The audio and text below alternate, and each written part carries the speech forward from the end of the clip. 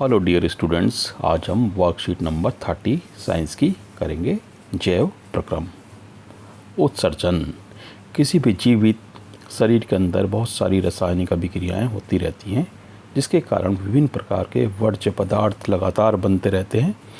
उस जीवित शरीर के लिए उन वर्ज्य पदार्थों का निष्कासन आवश्यक हो जाता है। वर्ज्य पदार्थ माने वेस्ट मटेरियल जो हमारी बॉडी के अंदर बनते रहते हैं।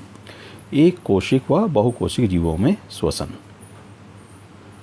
ये श्वसन गलत लिखा है। एक कोशिक व बहुकोशिक जीवन में उत्सर्जन होगा। इसमें विभिन्न जंतु उत्सर्जन के लिए भी विविध युक्तियाँ करते हैं।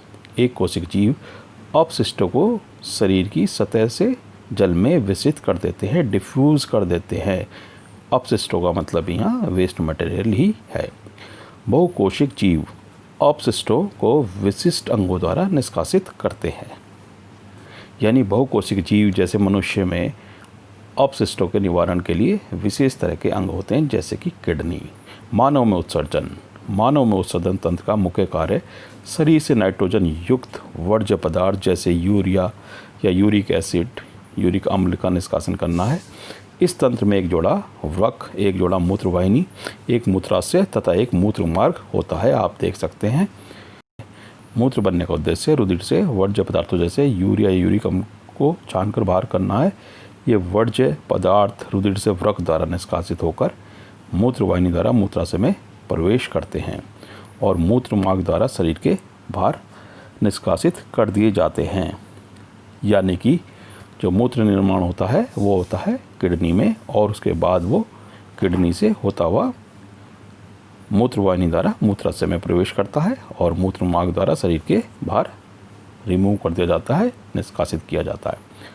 वृक्काणु को आप देख सकते हैं। वृक्काणु की संरचना वृक्क का निस्यंदन एकक, यानी ये वृक्क यानी किडनी की रचनात्मक और कार्यात्मक इकाई है वृक्काणु। ये प्रश्न बहुत आता है कि एक वृक्क की रचनात्मक एवं कार्यात्मक इकाई क्या है, तो उसको आप लिख सकते हैं नेफ्रॉन या वृक्काणु। रुधिर केशिकाओं द्वारा रुधिर अधिक दाब पर एक नलिका में गमन करता है, जिसे केशिका गुच्छ या ग्लोमेरुलस कहते हैं। यह कब क्या करती, जिसे बोमेन संपुट कहते हैं, से आच्छादित रहता है।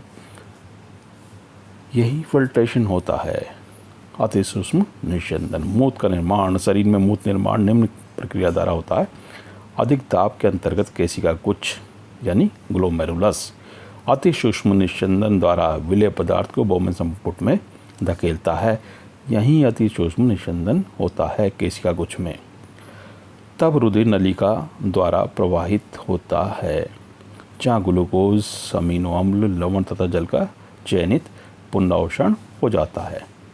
यानी कि जो मेन चीज़ें हैं वो वापस रीअब्सॉर्ब्ड हो जाती हैं, पुनः उनका अवशोषण हो जाता है। जैसे जैसे मूत्र नलिका में प्रभावित होता है, कुछ आयन जैसे पोटेशियम और अमोनियम आयन रुधिर से मूत्र में प्रवाहित हो जाते हैं।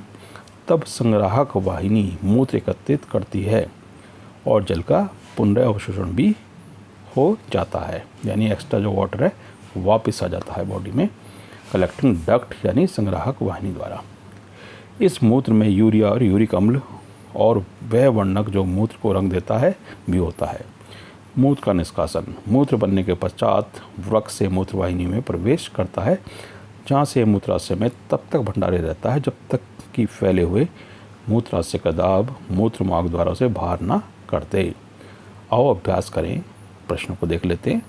एक कोशिक की जीव किस प्रकार उत्सर्जन की क्रिया करता है, जैसे ऊपर दिया गया है।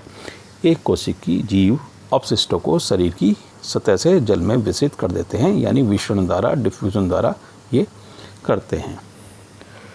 बहुकोशिकीय जीव में उत्सर्जन एक कोशिकीय जीवों से किस प्रकार भिन्न है, ये भी ऊपर दिया हुआ है कि एक कोशिकीय जीव जो होते हैं वो अपशिष्टों को शरीर की सतह से जल में विसरित करते हैं, जबकि बहुकोशिकीय जीव हैं वो अपशिष्टों को विशिष्ट अंगों द्वारा निष्कासित करते हैं। वृक्क की कार्यात्मक इकाई क्या है? वृक्काणु या नेफ्रॉन। मूत्र निर्माण में अति सूक्ष्म निस्यंदन की महत्वपूर्ण भूमिका है।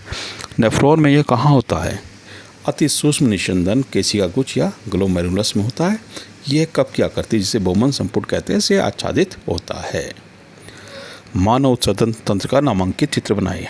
तो ये मानव उत्सर्जन तंत्र का चित्र है। इसमें आप देख सकते हैं वृक्क है दोनों तरफ, ठीक है, मूत्र वाहिनी है, मूत्राशय है और मूत्र मार्ग।